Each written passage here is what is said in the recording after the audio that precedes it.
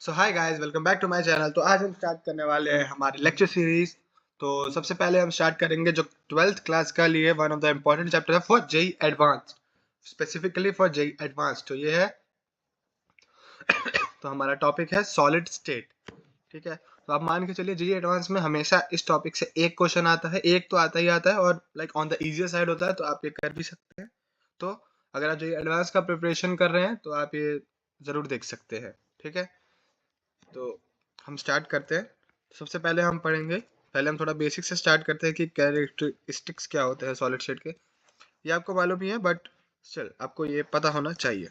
तो सबसे पहले होता है definite mass, volume and shape. फिर हमारा आपको पता ही है ये सॉलिड्स जो हैं वो इनकम्प्रेसिबल होते हैं और रिजिड होते हैं, ये भी आपको पता है।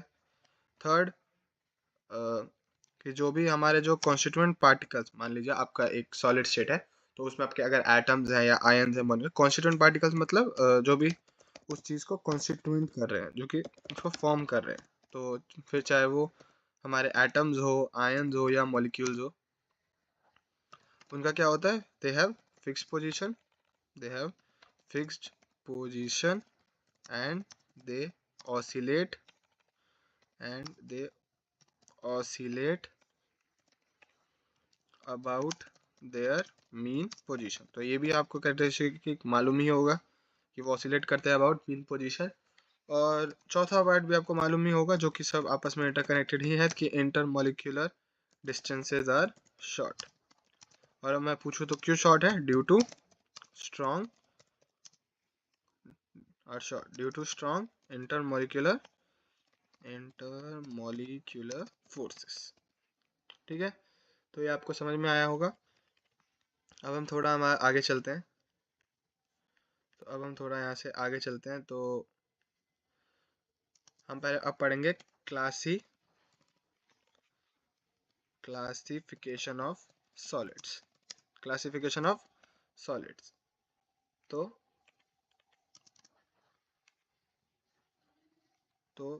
ऑन द बेसिस ऑफ, ये इंपॉर्टेंट पॉइंट है, on the basis of large on the basis of large number of order present in arrangement of constituent particles.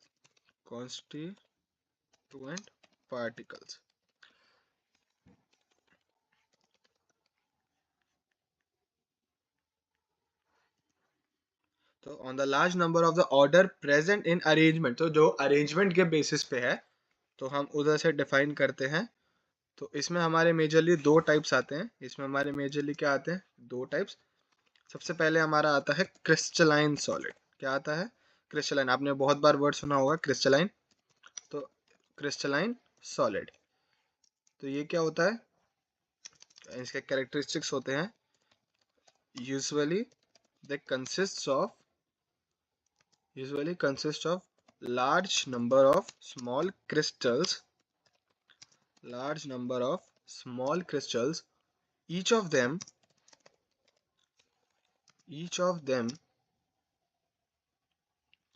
having definite, ये बहुत इंपॉर्टेंट पॉइंट है, each of them having definite characteristic geometrical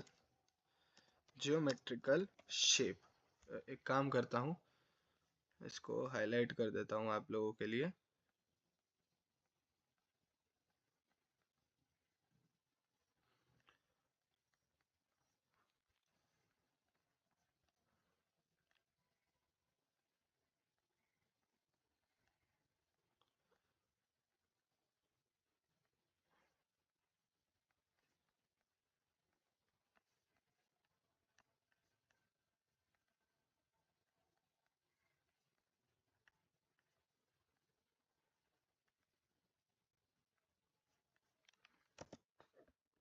है ना, तो अभी के लिए आप ऐसे ही समझ लीजिए, हाईलाइट थोड़ा सा नहीं हो पा रहा है।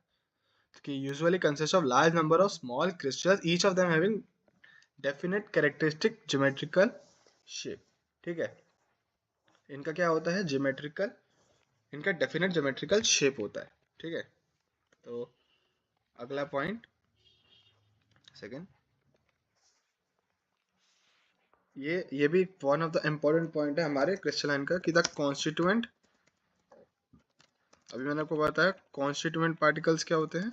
कॉन्स्टिट्यूएंट पार्टिकल्स चाहे वो एटम्स हो, आयंस हो, molecule, they are arranged in a ordered way, मतलब एक ऑर्डर्ड वे में है, ऐसा नहीं कि रैंडम कहीं पे भी, they are arranged in a ordered way. और क्योंकि and the arrangement is repetitive. कहने का क्या मतलब है, आप एक ऑर्डर, जैसे आपने मैथ से सवाल सब किया तो आपको एक ऑर्डर दिखना स्टार्ट हो जाता है, तो वैसे ही आप मैथ में भी समझ सकते हैं कि ये हमारा एक ऑर्डर है।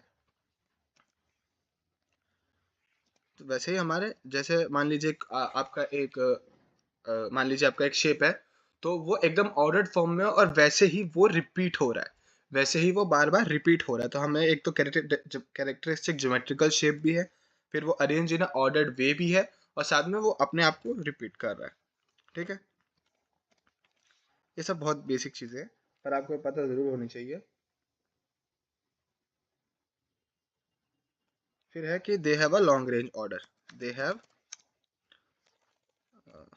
They have a long range order. कहने का क्या मतलब है, तो कहने का ये मतलब है हमारा, कि जो हमारा रेगुलर पैटर्न ऑफ अरेंजमेंट है, जो regular pattern of arrangement of constituent particles, ये अपने आप को रिपीट करता है और लंबे टाइम तक रिपीट करता है, मतलब अपने आप को रिपीट भी करेगा और लंबे टाइम तक चलेगा। ठीक है, ये मतलब हुआ इसका, हमारे क्रिस्टलाइन का। तो अगर कल को कोई आपको एग्जांपल पूछ ले, हो सकता है आपको एग्जांपल पूछ लिया जाए, तो NaCl NaCl कॉमा क्वार्ट्ज एक बहुत इंपॉर्टेंट एग्जांपल है क्रिस्टलाइन सॉलिड्स का, आपको एग्जांपल्स भी पता होने चाहिए। ठीक है, अब हम पढ़ेंगे हमारे सेकंड एमॉर्फस के बारे में, एमॉर्फस सॉलिड्स। ठीक है, एमॉर्फस सॉलिड्स। ठीक है, तो क्या होता है एमॉर्फस सॉलिड्स, तो ऑब्वियसली अगर एक क्रिस्टलाइन है तो अमॉर्फस जनरली उसके उल्टे ही होंगे। तो बिल्कुल अमॉर्फस सॉलिड्स का सबसे पहले तो जो हमारा पहला पॉइंट है वो है they have short range order. बिल्कुल, अगर वो लॉन्ग है तो यहाँ पे शॉर्ट रेंज होगा, कि पैटर्न जो है काफी छोटे टाइम के लिए ही ऑब्जर्व होता है, जबकि क्रिस्टलाइन में जो पैटर्न है वो लंबे टाइम तक चलता है। ठीक है, फिर हमारा जो एक और पैटर्न होगा, कि जो हमारा रेगुलर पैटर्न है, regular regular pattern are scattered and arrangement is disordered, क्योंकि आपको इसमें ज़्यादा अच्छे से पैटर्न देखने को नहीं मिलेगा, अरेंजमेंट आपको डिसऑर्डर्ड मिलेगा, तो वो हमारे क्या होते हैं, एमॉर्फस सॉलिड्स। फिर ये एक काफ़ी इंपॉर्टेंट पॉइंट है जो आपने लाइक क्रिस्टलाइन में नहीं देखा होगा, कि just as liquids they have the tendency they have the sorry they have the tendency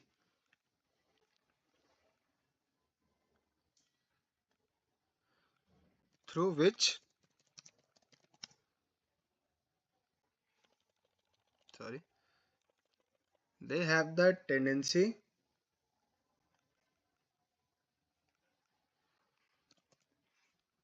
just as the liquid, oh sorry my bad, they have the flowing tendency.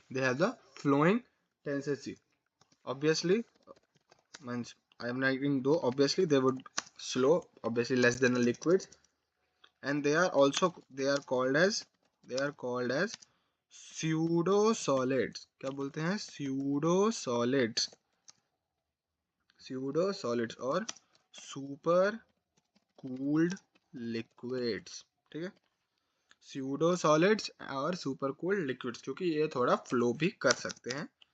ठीक है, तो फिर हमारा है fourth point, they are formed by sudden cooling, एकदम एकदम फटाक से कूलिंग होगी, ऐसा नहीं कि लाइक रैंड धीरे धीरे रैपिडली कूलिंग हो रहा हो, एकदम sudden cooling. They are formed by the sudden cooling of liquids.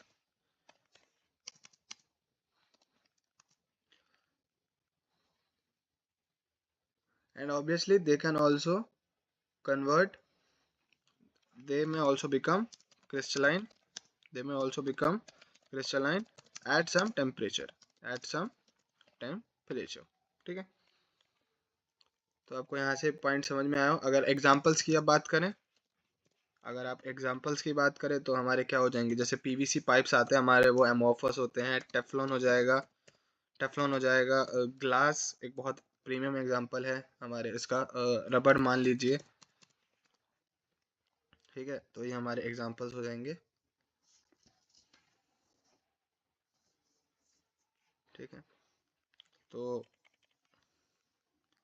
इसके बाद हम क्या पढ़ सकते हैं, तो अब और थोड़े इम्पोर्टेंट पॉइंट्स मैं आपके साथ डिस्कस करना चाहूँगा कि सबसे पहले तो जो क्रिस्टलाइन सॉलिड्स हैं, ठीक है, crystalline solids they have definite enthalpy of fusion. तो जो आपने एंथैल्पी ऑफ फ्यूजन पढ़ा होगा आपके थर्मोडायनेमिक्स चैप्टर में, ठीक है, एंथैल्पी ऑफ फ्यूजन, ठीक है, बट जो हमारे amorphous solids होते हैं, but in amorphous solids they do not have definite, मतलब वो वेरी कर सकते हैं, ठीक है, they do not have definite। ठीक है, वैसे ही अगर मैं आपको एक और पॉइंट अगर बताऊं, तो बाकी तो लाइक मैंने ऊपर आपसे डिस्कस कर ही लिया कि क्रिस्टलाइन का आपका डेफिनेट शेप होता है, एमॉर्फस का रेगुलर शेप होता है, crystalline melts at sharp and characteristic temperature, जबकि जो हमारा एमॉर्फस सॉलिड है वो ग्रेजुअली सॉफ्टन होता है over a range of temperature and can be moulded into different shapes. हाँ, ये एक बहुत इंपॉर्टेंट पॉइंट है कि जो हमारा क्रिस्टलाइन होता है ना, क्रिस्टलाइन सॉलिड्स, उनके जो हैं they have fixed melting point, पर जो हमारा एमॉर्फस होता है उनका मेल्टिंग पॉइंट फिक्स नहीं होता, एमॉर्फस होता है उनका जो melting point is not fixed, they have a range of the, उनकी क्या होती है, रेंज होती है, एकदम ऐसा फिक्स मेल्टिंग पॉइंट नहीं है जैसे कि हाँ भाई इस टेम्परेचर मान लीजिए 0 डिग्री मेल्ट हो जाएगा, नहीं। तो इनकी एक रेंज होती है, ये ग्रेजुअली क्या होते हैं, सॉफ्टन करते हैं खुद को, क्या होते हैं, gradually soften over a range of temperature, तो इसलिए इसका क्या यूज आ सकता है, उनको हम डिफरेंट शेप्स वगैरह में भी बांट सकते हैं, तो ये बहुत ही इंपॉर्टेंट टॉपिक है। फिर क्रिस्टलाइन के बारे में एक और पॉइंट कि क्रिस्टलाइन को अगर आप काटोगे, लाइक नाइफ से काटोगे, तो आपको एकदम प्लेन एज मिलेगा, ऑब्वियस सा बात है क्योंकि रेगुलर शेप है। जबकि आप एमॉर्फस को काटोगे तो जो इरेगुलर होगा, जो कि एकदम। फिर long range order, short range order, और ये अनदर एक important point, crystalline solids are anisotropic in nature, अब ये एनिसोट्रॉपिक का क्या मतलब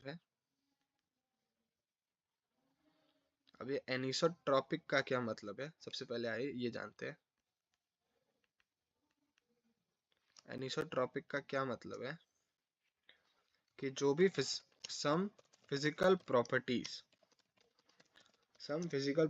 जैसे कि हमारा रिफ्रैक्टिव इंडेक्स आपने पढ़ा होगा फिजिक्स में, रिफ्रैक्टिव इंडेक्स हो गया, या फिर हमारी इलेक्ट्रिकल कंडक्टिविटी हो गई, have different values in different direction, have different values in different directions। अब ये थोड़ा आपको कंफ्यूजिंग पार्ट लग सकता है, बट आपको बस ये समझ लेना है या फिर याद कर लेना है, जो मर्जी समझ लीजिए। क्रिस्टलाइन सॉलिड्स जो होते हैं वो एनिसोट्रॉपिक होते हैं, जैसे जो फिजिकल, जैसे कि रिफ्रैक्टिव इंडेक्स हो गया या फिर आपका इलेक्ट्रिकल कंडक्टर हो गया, वो डिफरेंट डायरेक्शंस में आप इन द वो डिफरेंट डायरेक्शन में डिफरेंट वैल्यूज देगा, जो कि बहुत ऑब्वियस सा बात है। आप रिफ्रैक्टिव इंडेक्स का बात करेंगे, अगर आप उसका डायरेक्शन क्रिस्टल में किसी और के रिस्पेक्टिव देखें तो वो चेंज हो सकता है, ठीक है। तो इन डिफरेंट डायरेक्शंस, हाँ, इन द सेम क्रिस्टल, ये एक इम्पॉर्टेंट पार्ट है। तो वहीं अगर मैं अब, क्योंकि आपको डिफरेंस ही मैं आपको एक्सप्लेन कर रहा हूँ, तो अगर मैं अब आपको डिफरेंस ही एक्सप्लेन कर रहा हूँ, तो जो हमारा एमॉर्फस है, एमॉर्फस सॉलिड्स हैं, उनका क्या है, amorphous solids are isotropic in nature. Isotropic मतलब सेम वैल्यूज होती हैं इनकी हर डायरेक्शन में, ठीक है, ठीक है। अब हमने ये हमारे मेजरली चीज पढ़ ली, तो अब हम पढ़ेंगे what are the types of crystalline solids, types of crystalline solids, ठीक है। तो ये काफी इंपॉर्टेंट टॉपिक है, तो हम इसको एक बार अच्छे से समझ लेते हैं। तो सबसे पहला हमारा क्या है, molecular solid, molecular solid, molecular solid, ठीक है। तो इसके बारे में अब आप क्या कह सकते हो, तो मॉलिक्यूलर सॉलिड, अब मॉलिक्यूलर सॉलिड में भी 3 टाइप्स आते हैं। अब आप बोलोगे सर ये क्या चल रहा है, नहीं, इट्स जस्ट थ्योरी, ठीक है। तो ये आपको पता होना चाहिए और ये आपने पढ़ा भी है। तो पहले आता है मॉलिक्यूलर सॉलिड, इसमें सबसे पहले क्या आता है, पोलर, ठीक है, पोलर। तो आपने पोलर के बारे में पढ़ा ही होगा। तो पोलर क्या होता है, सबसे पहले तो पोलर एटम नहीं होता, पोलर आयंस नहीं होता, पोलर क्या होते हैं, मॉलिक्यूल्स होते हैं, पोलर मॉलिक्यूल्स। तो क्योंकि मॉलिक्यूलर सॉलिड की बात हो रही है तो कॉन्स्टिट्यूएंट पार्टिकल क्या होगा, मॉलिक्यूल्स ही होगा, बिल्कुल सही बात है, ठीक है। फिर इनके अंदर कौन से फोर्सेज है, जो आपने जरूर पढ़ा होगा केमिकल बॉन्डिंग में, इनके अंदर क्या होते हैं, डाइपोल डाइपोल इंटरेक्शन होती है, डाइपोल डाइपोल इंटरेक्शन होता है इनमें, ठीक है। फिर हमारे पास इनका फिजिकल नेचर मोस्टली सॉफ्ट रहता है, क्या रहता है, सॉफ्ट रहता है। फिर ये लोग मोस्टली इंसुलेटर्स ही होते हैं, इंसुलेटर्स होते हैं, जनरली क्या इलेक्ट्रिकल कंडक्टिविटी फॉलो नहीं करते, ठीक है। और मेल्टिंग पॉइंट भी कम ही रहता है, मेल्टिंग पॉइंट भी क्या रहता है, कम रहता है, लो रहता है, ठीक है। एग्जाम्पल की बात करो तो पोलर मॉल, आप कोई भी पोलर मॉलिक्यूल, आप HCl उठा लीजिए, आप SO2 उठा लीजिए, तो वो आपके एग्जाम्पल हो जाएंगे, ठीक है। तो हम बात करें अब अगर सेकंड पॉइंट की, तो सेकंड पॉइंट हमारा क्या हो जाएगा, ऑब्वियस, अगर एक पोलर है तो दूसरा हो जाएगा नॉन पोलर। तो इसमें भी हमारा पार्टिकल क्या होगा, मॉलिक्यूल्स होगा। इसमें हमारा क्या होगा, LDF लगता है, ये आपको पता ही है, London dispersion force, non polar molecules में F2O2 वगैरह में। तो एग्जांपल्स वही F2O2 CCl4 मान लीजिए, जिनका भी डाइपोल मोमेंट आप 0 सोच सकते हैं। प्रॉपर्टीज इनकी मोस्टली सेम ही रहती है, कि ये भी सॉफ्ट ही होते हैं, इंसुलेटर होता है, और इनका मेल्टिंग पॉइंट तो बहुत कम होता है, बहुत कम होता है, वेरी लो कहूँगा मैं, क्या कहूँगा, वेरी लो, ठीक है। अब एक थर्ड टाइप भी है, आप बोलोगे भैया थर्ड टाइप कहाँ से आ गए, थर्ड टाइप भी है, ये आपने जरूर पढ़ा होगा, और जब भी एक्सेप्शन केस की बात होती है तो इसका नाम हमेशा आता है, तो ये है H बॉन्डेड या H बॉन्डिंग, आप जो मर्जी कह लीजिए। कांस्टेंट टाइप, फिर से मॉलिक्यूल, इनका क्या होता है, डाइपोल डाइ, तो H बॉन्डेड। तो इसमें क्या होगा, मॉलिक्यूल्स होगा फिर से, और इसमें जो हमारा फोर्सेज हैं वो क्या होंगी, हमारी फोर्सेज क्या होंगी, हाइड्रोजन बॉन्ड, क्या होगा, हाइड्रोजन बॉन्ड। तो ये सब आपने जरूर केमिकल बॉन्डिंग में पढ़ा होगा, इसलिए केमिकल बॉन्डिंग मैं बोलता हूँ सबसे इंपॉर्टेंट चैप्टर है, क्योंकि लाइक ये हर चैप्टर में यूज होता है और उसके क्वेश्चंस भी आसान बनते हैं पेपर में, इसलिए मैं बोलता हूँ, ठीक है। तो ये आपको मालूम होगा, एग्जाम्पल के लिए H2 तो सब प्राइम एग्जाम्पल है ही है इसके लिए। और मोस्टली आप देखोगे इनका फिजिकल नेचर क्या होता है, हार्ड होता है, हार्ड होता है। और ये लोग भी क्या होते हैं, इंसुलेटर होते हैं, इंसुलेटर, और विद लो मेल्टिंग पॉइंट, ठीक है। तो अब हम बात करें अगर बी पॉइंट की, तो ये तो हो गए हमारे मॉलिक्यूलर सॉलिड्स। तो ये क्या है, अब हमारे आयनिक सॉलिड्स, आयनिक सॉलिड। तो अब मुझे क्या बताना, इसका कांस्टेंट पार्टिकल क्या होगा, क्या मॉलिक्यूल्स होगा, नहीं, इसका कांस्टेंट पार्टिकल आयंस होंगे, बिल्कुल आयंस होंगे। तो अब बाइंडिंग अट्रैक्टिव फोर्स क्या होगा, वही हमारा electrostatic force of attraction, electrostatic कह लो या कोलम्बिक कह लो, कुछ भी कह लो, इलेक्ट्रोस्टैटिक फोर्स ऑफ अट्रैक्शन, ठीक है। और फिर उसके बाद अगर तुम मुझसे वो एग्जाम्पल एग्जाम्पल मुझे बताने की जरूरत नहीं है यार, NaCl prime example, ZnS prime example, जो मोस्टली ये होते हैं। फिर हमारे ये क्या होते हैं, जनरली हार्ड होते हैं, हार्ड होते हैं, पर ब्रिटल भी होते हैं, साथ में ब्रिटल होते हैं, ठीक है।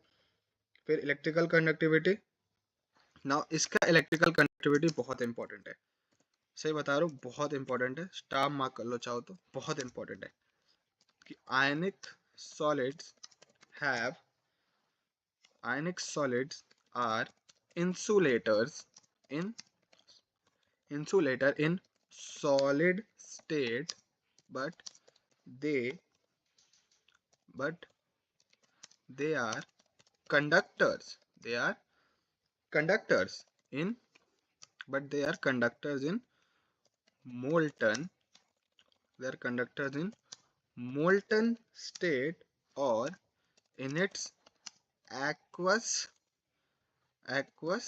सॉल्यूशन। कहने का क्या मतलब है, समझ लेते हैं कि आयनिक सॉलिड्स हमारे इंसुलेटर होते हैं, ठीक है, सॉलिड स्टेट में, बट वो कंडक्टर्स की तरह भी बिहेव करते हैं इन मोल्टन स्टेट और इन इट्स एक्वस सॉल्यूशन। जैसे कि अगर आप आगे जाके अगर आपने या तो अगर आपने इलेक्ट्रोलिसिस पढ़ रखा हो, या अगर आप पहली बार पढ़ रहे हो तो आपने ये पॉइंट जरूर पढ़ा होगा।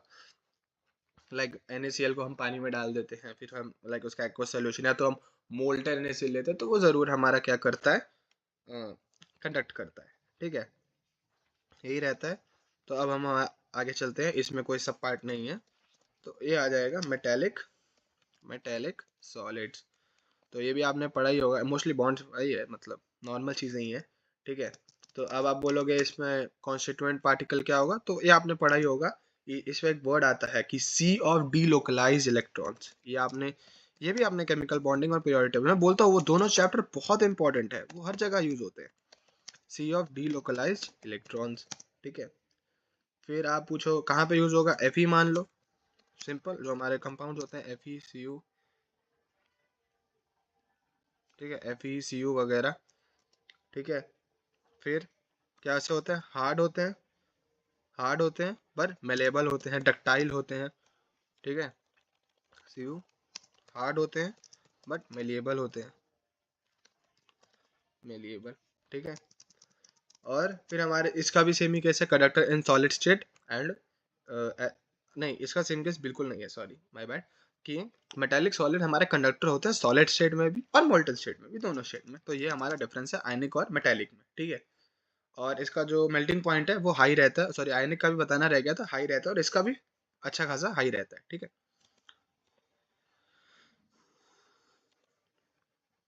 फिर है हमारा डी पार्ट, ये हमारा covalent covalent network solid covalent network solid. तो इसमें हमारा मेजरली क्या होता है, एटम्स होते हैं, क्या होते हैं, तो इसमें हमारा कॉन्स्टिट्यूएंट पार्टिकल क्या होता है, इसमें हमारा एटम्स हो जाता है, ठीक है। अब आपको शायद समझ आ रहा होगा कॉन्स्टिट्यूएंट पार्टिकल्स क्या होते हैं, ठीक है।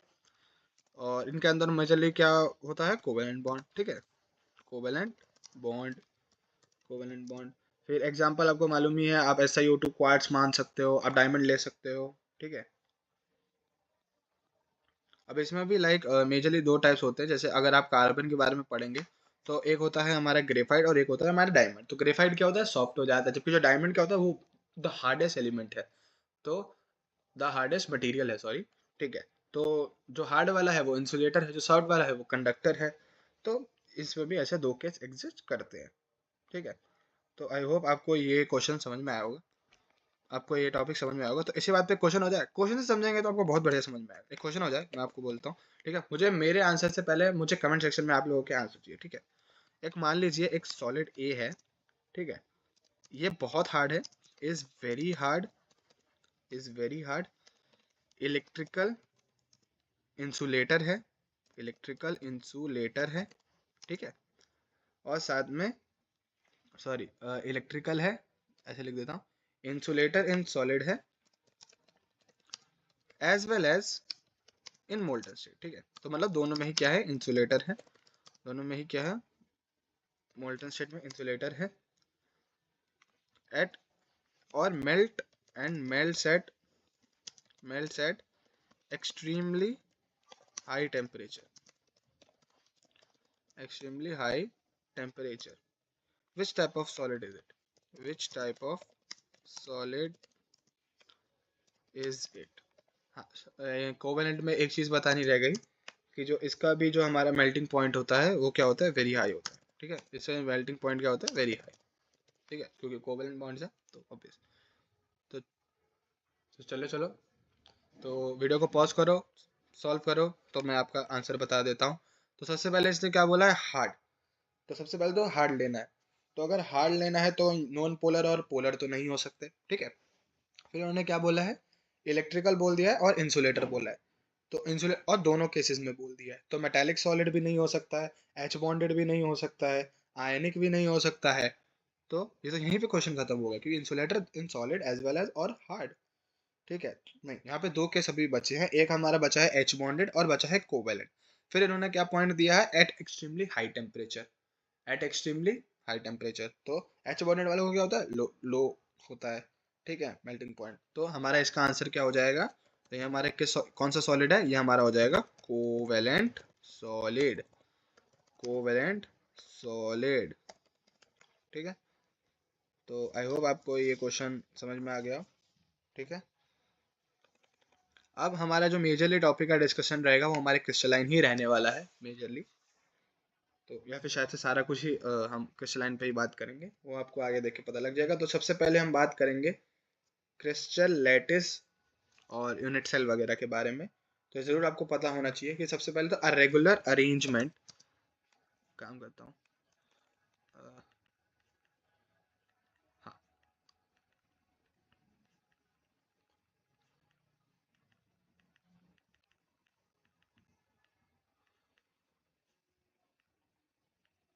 ठीक है, हाँ। तो अभी मैं आपको एक टॉपिक एक्सप्लेन करते हैं, ठीक है। ये सबसे इम्पोर्टेंट टॉपिक्स होने वाले हैं अभी के, ठीक है। तो आइए समझते हैं। तो crystal lattice and unit cell. तो a regular arrangement of constituent particles, a constituent particles of crystal in 3D space, in 3D space is known as crystal lattice, crystal lattice. तो ये आपको, ये तो मुझे समझने की लगता नहीं कि आपको बताने की जरूरत है कि रेगुलर अरेंजमेंट आपके कॉन्स्टिट्यूएंट पार्टिकल्स का क्रिस्टल का, ठीक है। एक रेगुलर अरेंजमेंट कॉन्स्टिट्यूएंट पार्टिकल्स, अभी आपने देखा एटम मॉलिक्यूल आयंस कुछ भी हो सकते हैं, इन 3D स्पेस क्रिस्टल लैटिस, ठीक है। तो आई होप आपको ये भी समझ में आ गया हो।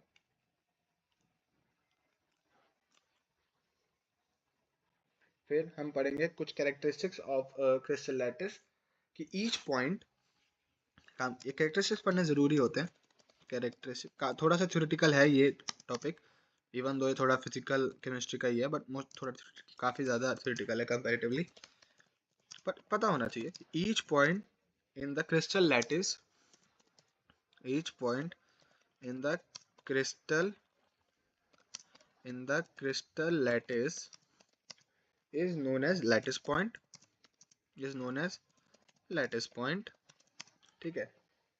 और each lattice point represents, जो भी हमारा ये जो पॉइंट होता है, each lattice point, ये हमारा क्या हो जाता है, जो भी ये पॉइंट है उसको लेटिस पॉइंट बोलते हैं। सिंपल टॉपिक है, कुछ ज़्यादा वो नहीं है, ठीक है। या लेटिस साइड भी बोलते हैं, लेटिस साइट भी बोला जाता है, ठीक है। और ईच लेटिस पॉइंट हमारा क्या रिप्रेजेंट करेगा, ऑब्वियस आपको मालूम ही है, डॉट क्या ही होगा, it represents a constituent particle, represents a constituent particle. नहीं पता तो मैं बता देता हूँ, it represents a constituent particle, तो इसमें भी एटम, आयन और मॉलिक्यूल, फिर से, ठीक है।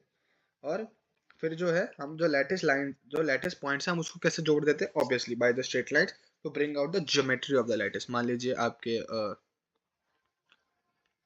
अब इसको मान लो, ठीक है, यहाँ पे एक लेटिस है, फिर यहाँ पे भी मान लीजिए यहाँ पे आपका एक, यहाँ पे पॉइंट है,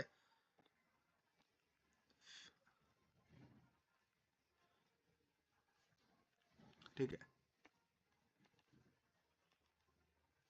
यहाँ पे मान लीजिए आपका एक लेटिस पॉइंट, एक सेकेंड,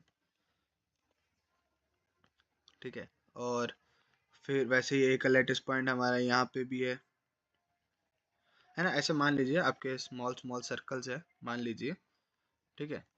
तो एक सेकेंड, हाँ, ठीक है। तो जैसे ये पॉइंट है, ठीक है, वैसे ही आप मान लीजिए कहीं और डॉट होगा, मान लीजिए कहीं और भी एक डॉट होगा, मान लीजिए यहाँ इस पॉइंट पे एक डॉट है, और फिर मैं उसको स्ट्रेट लाइन से कनेक्ट कर दूँ, ऐसे ही नीचे डॉट है, आगे डॉट है, ऐसे ही 3D नेटवर्क है। लैपटॉप आपको अगर मैं बताऊँ तो अभी मैं आप स्क्रीन पे हूँ, तो स्क्रीन पर भी आपको सिर्फ 2D देगा, हालांकि 3D की तरह आप इसको कनेक्शन आपको सोचना है, ठीक है।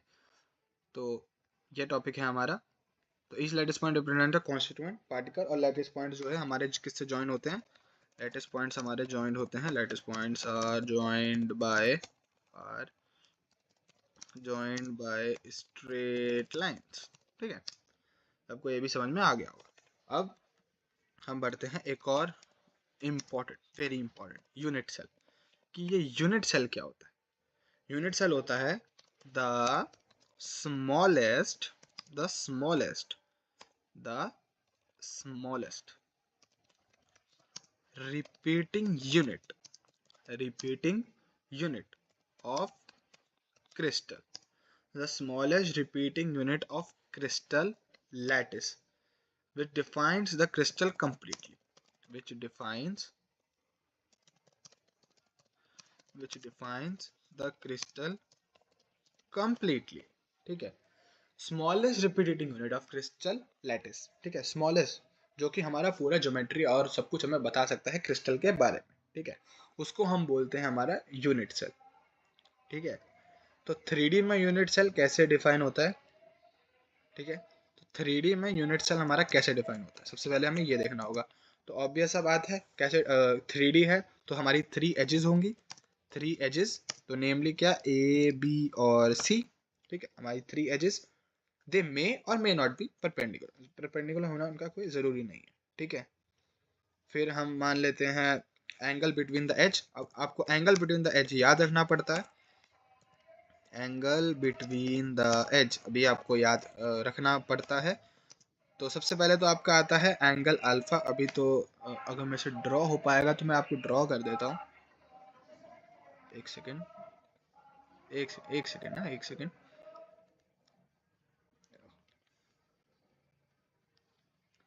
एक मिनट, वापस मैं ज़रा इस पे आता हूँ, इसको ऐसे कर देता हूँ, ठीक है, हाँ, ठीक है।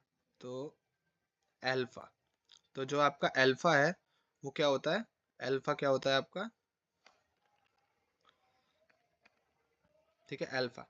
तो अल्फा जो होता है ये हमारा, अल्फा जो होता है ये हमारा होता है एंगल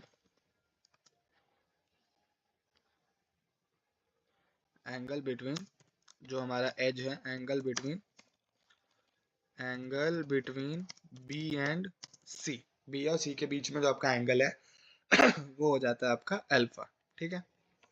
नाउ सेम अगर हम करें, अब आप सोच सकते हैं कि अल्फा, तो अब आपको शायद से समझ में आ रहा होगा अगला क्या होगा, अगला क्या होगा, बस यही है, ठीक है। अब आप मान लीजिए ये आपका हो जाता है बीटा, ठीक है, ये आपका क्या हो जाता है, बीटा, बीटा, ठीक है, बीटा। और तो बीटा किसका एंगल हो जाएगा, ए और सी के बीच का, सिंपल। एंगल किसके बीच का हो जाएगा, ए और सी के बीच का, एंगल बिटवीन ए एंड सी, ठीक है। और फिर जब हम बात करेंगे तो ये हमारा क्या हो जाएगा, अगला क्या बनेगा, गामा बनेगा। और गामा क्या हो जाएगा, गामा क्या हो जाएगा, हमारा जो गामा है वो क्या हो जाएगा, गामा हमारा हो जाएगा एंगल बिटवीन बी एंड सी, देखो सिंपल, ठीक है। तो ये होते हैं हमारे। अब होता है टाइप्स ऑफ यूनिट सेल। तो हमें यहाँ से हमें क्या पता लगा, हमें 6 पैरामीटर्स चाहिए in order to define the unit cell, जो कि हमारा होता है A B C, 3 sides, alpha beta gamma, हमारे 3 एंगल। हमको ये 6 चीजें चाहिए, 6 पैरामीटर्स चाहिए to define a unit cell, ठीक है। अब हम पढ़ेंगे types of unit cell on the basis of primitive और कॉन्स्टिट्यूएंट। तो सबसे पहले हम पढ़ेंगे ये प्रिमिटिव क्या होता है, प्रिमिटिव क्या होता है, प्रिमिटिव क्या होता है, प्रिमिटिव होता है जो हमारे कॉन्स्टिट्यूएंट पार्टिकल्स हैं, constituent particles, constituent particles are present at only corners of the cell।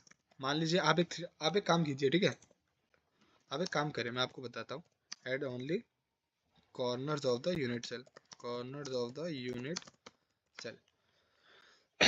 ठीक है। आप एक काम करें, आप कॉपी उठाएं, आप जहाँ भी नोट्स बना रहे हैं आप वहाँ पे, या अगर रिवाइज कर रहे हैं रफ कॉपी उठाएं, आप एक क्यूब बना, ठीक है। क्यूब आप सबको बनाना आता है, तो लैपटॉप की स्क्रीन पे बनाना थोड़ा सा मुश्किल होगा मेरे लिए, ठीक है।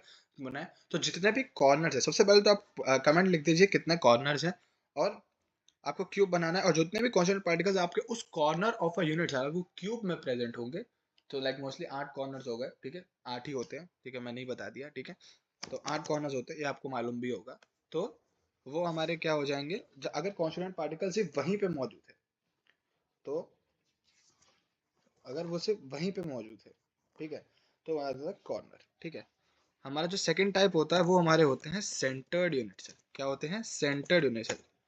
सेंटर्ड यूनिट सेल, अब इसमें भी हमारे काफी टाइप आते हैं। तो सबसे पहला आता है body body centred body centred unit cell. अब इसमें क्या होगा, कॉन्स्टिट्यूएंट पार्टिकल्स एक तो कॉर्नर में तो प्रेजेंट है ही है, ठीक है। अब मैं आपको यहाँ पे एक चीज बता देता हूँ, आप फिर से क्यूब बनाओ, और फिर से वही है कि कॉन्स्टिट्यूएंट पार्टिकल्स हैं, they are present in corners, are present in corners, वो तो होंगे ही होंगे, are present in corners and as well as the body centre, as well as the body centre. आप क्यूब बनाए, ठीक है, तो क्यूब में हमारे फेसेस होते हैं, एजेस होते हैं, सब मालूम है। उस पूरे क्यूब का सेंटर, उस पूरे क्यूब का क्या centre, at the body centre of unit cell, body centre of unit cell, cube का सेंटर पॉइंट, ठीक है, क्यूब का सेंटर, तो वो हमारा क्या हो जाएगा, बॉडी सेंटर, ठीक है। तो अब आपको समझ जाना चाहिए अगले क्या होने वाला है। फिर आएंगे हमारे फेस सेंटर। तो फेस सेंटर यूनिट सेल क्या होंगे, ठीक है, फेस सेंटर यूनिट सेल कि जो हमारे कॉन्स्टिट्यूएंट पार्टिकल्स है, कॉर्नर्स पे तो है ही है, कॉर्नर्स, बस साथ में किस किस पे, as well as body centres. तो यहाँ पे sorry, face as well as face centres भी, बॉडी सेंटर तो एक ही होगा, ठीक है, as well as face centres.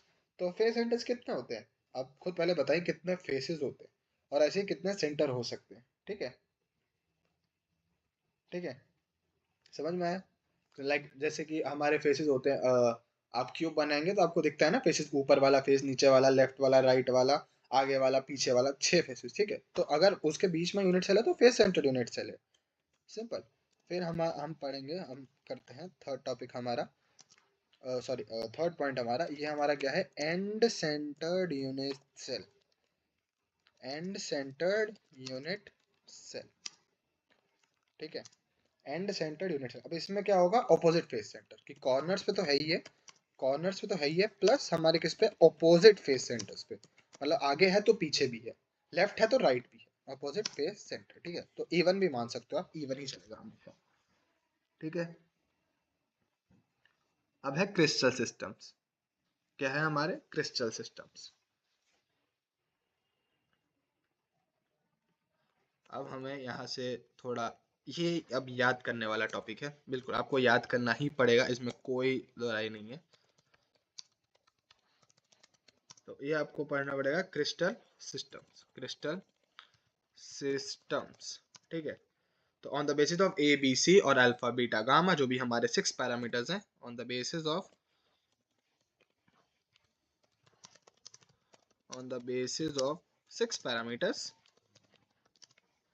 ठीक है। तो 7 क्रिस्टल सिस्टम्स हैं हमारे, 7 crystal 7 crystal systems are present, ठीक है, 7 crystal systems are present। तो वो हमारे क्या हो जाएंगे, कौन से हैं, CRT, हेक्सा, OMT। ये हमारे जब मैं पढ़ता था जेई के लिए, तब हमारे सर ने ये सिखाया था, CRT हेक्सा OMT, ठीक है।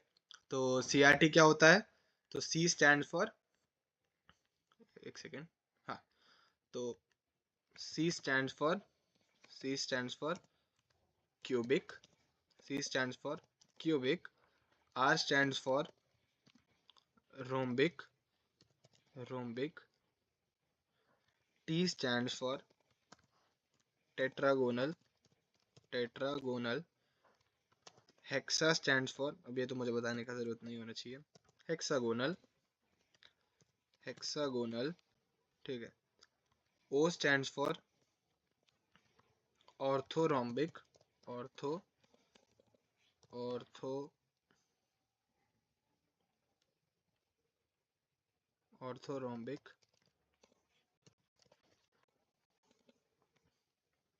ठीक है। M stands for monoclinic, monoclinic, और T stands for triclinic, triclinic. ठीक है, तो ये होते हैं क्या है, हम आगे भी समझेंगे। ठीक है, तो सबसे पहले हम पढ़ लेते हैं ब्रेविस लैटिस के बारे में। ब्रेविस लैटिस, तो हमारे एक ब्रेविस थे, तो उन्होंने कहा कि there are 7 crystal system and 4 types of unit cell. तो पहले तो हमें क्या पता लगा, ऊपर हमने 7 क्रिस्टल, हमने क्या 7 क्रिस्टल सिस्टम मैंने अभी आपको बताया, CRT, हेक्सा, OMT। ठीक है, देयर आर 7 क्रिस्टल सिस्टम। ठीक है, and 4 types of, 4 types of क्या, यूनिट सेल, ये जो हमने पीछे पढ़े, एक प्रिमिटिव और 3 हमारे सेंटर टाइप के। तो हमारे ऐसे कितना टोटल एग्जिस्ट करने चाहिए, तो टोटल कितना हो जाता है 28, बट इतने एग्जिस्ट नहीं करते, ऑब्वियस है। ठीक है, ये सारे टाइप तो ऑब्वियस एग्जिस्ट नहीं ही करना चाहिए, और वैसे भी केमिस्ट्री है। ठीक है, तो सारे तो एग्जिस्ट नहीं करते, तो कितने हमारे एग्जिस्ट करते हैं, 14 क्रिस्टल लैटिस हमारे एग्जिस्ट करते हैं। 14 क्रिस्टल लैटिस हमारे क्या करते हैं, एग्जिस्ट करते हैं, एग्जिस्ट करते हैं। और इन्हीं को क्या बोला जाता है, these 14 crystal are no, these 14 crystals are crystal lattice are known as Brevis lattice। क्या है ये, Brevis lattice है। ठीक है, Brevis lattice है। ठीक है, तो एक टेबल में बताऊंगा आपको कि कौन सा किस में क्या क्या है, तो हम देखेंगे कि वो 14 लाइक क्यूबिक में कौन से, ट्राइगोनल में कौन से, उनमें क्या क्या केसेस होते हैं, तो मैं सब आपको बताऊंगा। लेकिन ये वाली चीज़ मैं आपको अगले लेक्चर में प्रॉपर एक टेबल बढ़िया बना के दिखाऊंगा। यहाँ पे अभी मुझसे टेबल नहीं बन पाएगी, पर अगले लेक्चर में, जो कि मोस्ट प्रोबेबली कल ही आएगा, आपको ज़रूर मैं दिखाऊंगा कि कैसा होगा। ठीक है, तो इसको हम अभी थोड़ा, टेबल को हम थोड़ा होल्ड पे रखते हैं, पर मैं आपको ज़रूर अगले लेक्चर में दूंगा, टेंशन मत लो, आपको जरूर बताऊंगा। ठीक है, मतलब एक टेबल प्रॉपर बनी होगी और आपको वो टेबल याद करनी होगी। लाइक जब ये जेईई मेंस में आता तब तो याद किया जाता था, एडवांस में मे भी नहीं, बट हो सकता है कि यूज हो जाए, तो आपको जरूर याद होनी चाहिए। ठीक है, तो अब हम पढ़ेंगे, तो उसकी चिंता मत करो कि ये 14 क्रिस्टल एग्जिस्ट, कौन सा पेयर एग्जिस्ट करता है, उनमें क्या कंडीशन है, सब बताऊंगा आपको, अगले लेक्चर का वेट करें। ठीक है, तो सबसे पहले हम करते हैं कैलकुलेशंस इन्वॉल्विंग, ये बहुत इंपॉर्टेंट है, बहुत important topic, involving unit cell, और मैं इजी भी कहूँगा। ठीक है, यूनिट सेल डायमेंशन। तो सबसे पहले आप एक क्यूब बनाए। ठीक है, कंसीडर अ क्यूब, क्योंकि सब कुछ यहाँ पे क्यूब में ही चल रहा है, कंसीडर अ क्यूब।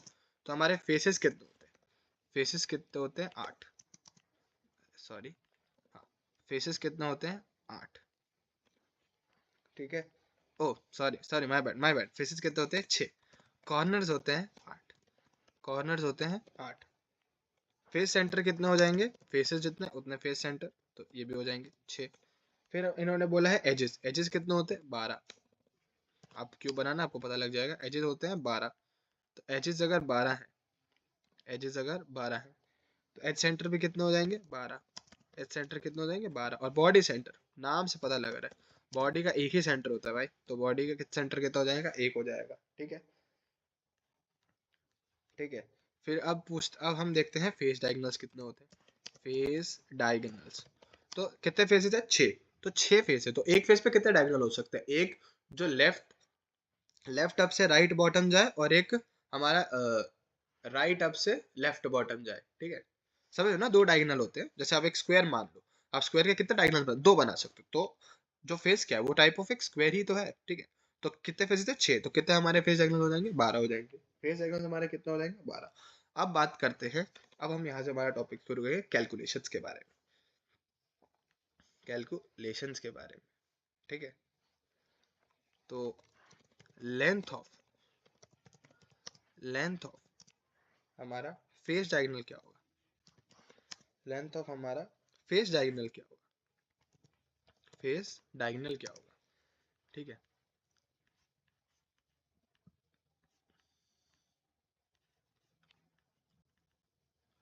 अब मान लीजिए ये क्यूब है।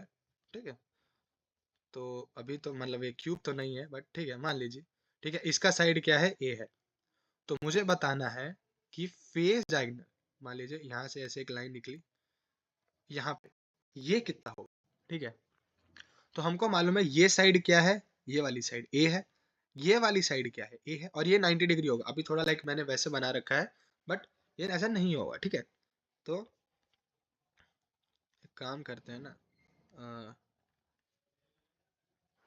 यार ठीक है, अभी शायद ये रिमूव नहीं हो पाएगा, ठीक है। तो अब मान के चलिए, ठीक है, तो ये ए है और ये ए है, यहाँ पे क्या होगा 90 डिग्री। तो पाइथागोरस थ्योरम लगाएंगे तो हाइपोटेन्यूज का square equal to B square plus perpendicular square, A square plus A square 2a square, root लेंगे तो कितना आ जाएगा √2 है। तो हमारा लेंथ ऑफ फेस डायगोनल कितना आ जाएगा, थोड़ा मैं वैसे तो √2 ए लिखना हमेशा, और मेरे को यहाँ पे लिखने में दिक्कत है तो 1.414 टाइम्स ए लिख देता हूँ, जो कि √2 की वैल्यू होती है, ठीक है। अब वैसे ही अगर अब आप बात करें बॉडी डायगोनल की, बात करें, बॉडी क्या होगा, जैसे एक क्यूब है, तो क्यूब का एक पॉइंट से उठाया ना डायगोनल और उसके ऑपोजिट एंड पे, तो वो कितना हो जाएगा, ठीक है। तो एक साइड हमारी क्या होगी, ए होगी, और एक हमारा बॉडी डायगोनल से होके जाएगा तो वो हमारा √2a होगा, ठीक है। अब उसका बेस और परपेंडिकुलर जब चेक करेंगे तो एक आएगा √2a और दूसरा आएगा ए, तो स्क्वायर करेंगे a square plus 2a square 3a square, उसका अंडर रूट लेंगे तो हमारा जो लेंथ ऑफ बॉडी डायगोनल है, वो आ जाता है, ठीक है। लेंथ ऑफ बॉडी डायगोनल वो हमारा क्या है, 1.732 या फिर √3, ऑब्वियस आपको हमेशा √3 लिखना है सॉल्विंग में, 1.732 टाइम्स ए, ठीक है। कितने बॉडी डायगोनल एग्जिस्ट करते हैं, 4 एग्जिस्ट करते हैं, ठीक है। क्यूब बनाए और आप सॉल्व कर लें, ठीक है। ये शायद आपको यहाँ से समझ में आ गया होगा। तो आज के लिए इस लेक्चर के लिए बस इतना ही। तो हमारी लेक्चर सीरीज यहाँ पे जरूर कंटिन्यू रहेंगी। आई होप आपको ये टॉपिक अच्छे से समझ में आया हो, जितना भी समझाया हो। आज हमने मेजरली क्या किया है, आपने थ्योरी ही मेजरली कवर की है, तो हमने मेजरली क्या थ्योरी ही कवर की है, तो ये थ्योरी ज़रूर पता होनी चाहिए क्योंकि कभी कभार क्वेश्चन आ सकते हैं। फिर मैं इसका टेबल आपको ज़रूर बताऊंगा अगले लेक्चर में, और हमने थोड़ा बहुत यहाँ पे बेसिक्स डिस्कस किया क्योंकि ये सब आने वाला है, ठीक है। तो stay tune for the next lecture. तब तक के लिए practice more and more questions you can of the different topics, and I hope the best for your exam. And before leaving this video, do comment out the questions that I have asked, ठीक है, and comment about the video, subscribe my channel and like this video. Thank you guys for watching.